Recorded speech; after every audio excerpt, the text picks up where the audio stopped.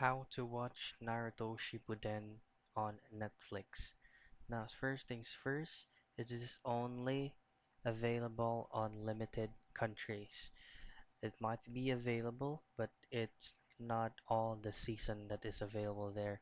But in my case, this is available in the Philippines. So let's go ahead and check. Naruto Shi- There you go.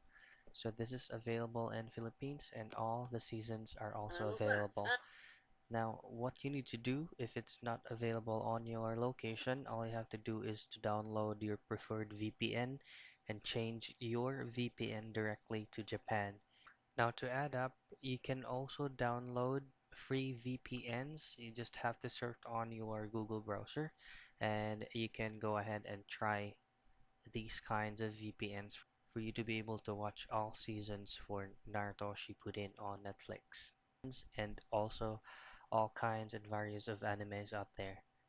So that's how you watch Naruto Shippuden on Netflix.